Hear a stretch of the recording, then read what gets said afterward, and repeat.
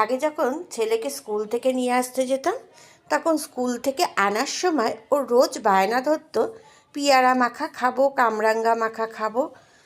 তা ওকে আমি ওখান থেকেই একটা করে ফল ওরকম মাখা দিয়ে খাইয়ে নিয়ে আসতাম। আর যে দাদা মাখতো তাকে বলতাম যে খুব বেশি মশলা লঙ্কা বা কিছু দেবেন না, ওই যে আপনার ওই মগটা রয়েছে না, ওর মধ্যেই ওকে একটুখানি কাসুন্দি দিয়ে মেখে দিন, তাহলেই হবে। দাদাও ঠিক সেই রকমভাবে কায়দা করে মেখে দিত, আর আমার ছেলেও নাচতে নাচতে খেতে খেতে সেটা বাড়ি চলে আসতো। ওর একটা ফলও খাওয়া হয়ে যেত সেই ইয়েতে।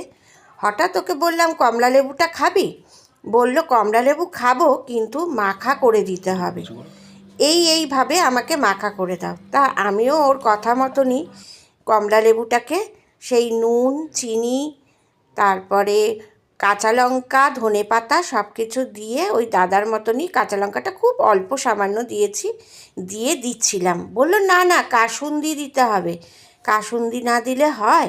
দৌড়ে গিয়ে কাসুন্দিটা নিয়ে এসে দিল, আমিও কাসুন্দিটা দিয়ে দিলাম।